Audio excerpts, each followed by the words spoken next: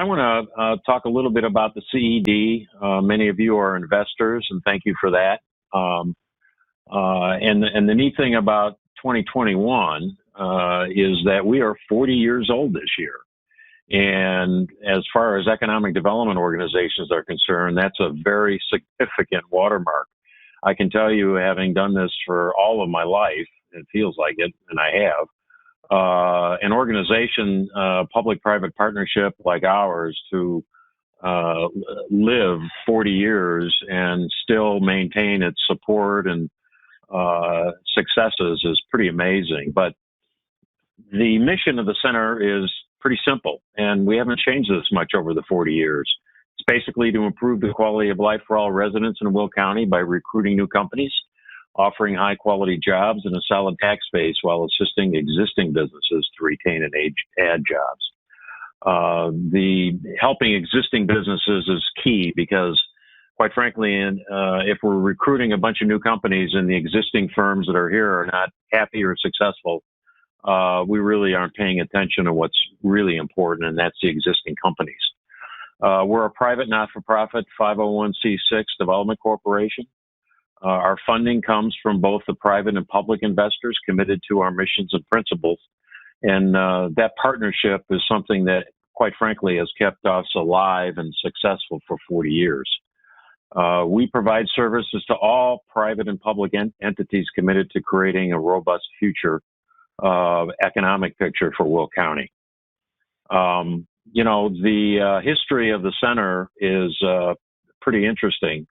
And if you look at the basic services that we provide, many of these things we've been doing all 40 years. Some are a little more intense these days than others.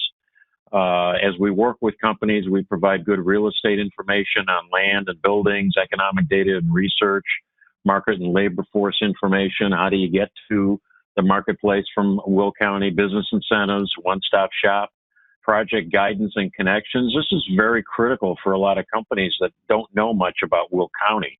We're able to introduce them to leaders in both the public and private sector that could give them some assistance in having a successful location and business opportunity in Will County. Government affairs is always important. And the biggie for us, and it probably distinguishes us from other economic development groups, is our emphasis and focus on infrastructure development. So if we take a quick look at the last 40 years, it's a pretty amazing story. And I'm blessed to be a part of this organization. I've been here 20 years. This is my 20-year anniversary. I never thought I'd be anywhere 20 years, quite frankly. But what's happened here, both before my arrival and then since then, is just nothing short of amazing. Back in 1981, when we were created by a group of business people named Greater Joliet, Inc., the predecessor to the CED, unemployment was skyrocketing. The Rust Belt had arrived in Will County. Joliet unemployment was over 26%, 18% in Will County.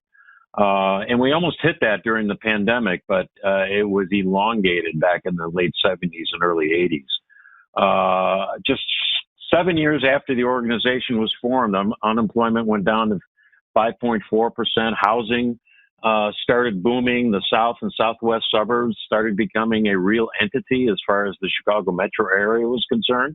And we were happy to take advantage of that. Land values skyrocketed as well. And then job creation.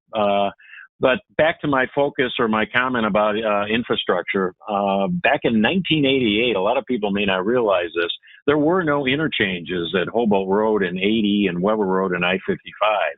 And it was the leadership of the CED and others in the public sector that drove those investments. And if you look at those interchanges today in about 3 or 4 mile radius around them, we're talking about tens of thousands of jobs and hundreds of companies as a result of those investments, and obviously very successful infrastructure investment for us. In 97, this was a big deal for Will County. The Joliet Army ammunition plant had shuttered itself. We didn't need to make bombs in the middle of the country anymore, and the the leadership in Will County said, wait a minute, we're going to have a Superfund site unless we do something about this.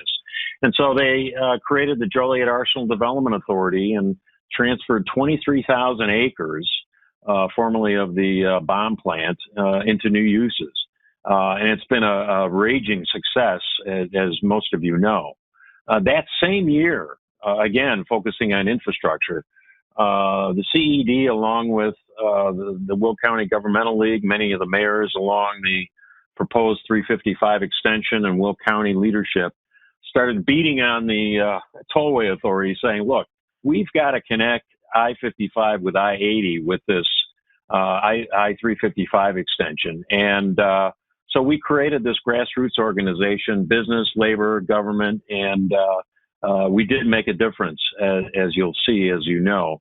In 2002, this is definitely a big high sign for us. Centerpoint Properties had taken part of the Joliet Arsenal facility, over 2,000 acres, converted it into a combination industrial park and an intermodal center, and recruited BNSF to open a state-of-the-art facility that basically put us, Will County, on the track to become the largest inland container port in North America. 5 years later, success with the help of labor and business and government. Believe it or not, Governor Blagojevich supported the 355 extension, and we became part of the Tollways Capital Program.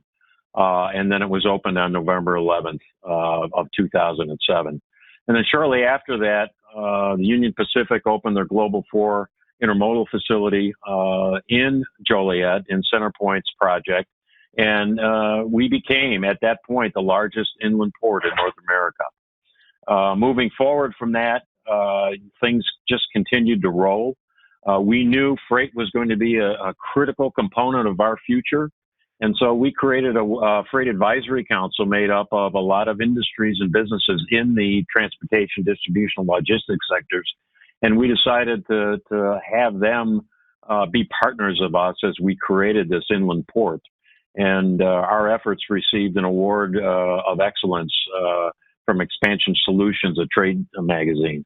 In 2017, the Freight Advisory Council had recommended that we complete a freight plan, and we did. It was produced and released in 2017, the Will County Community-Friendly Freight Mobility Plan. And it was adopted by Will County, and it provided a path, if you will, for the future of logistics and transportation growth in the county.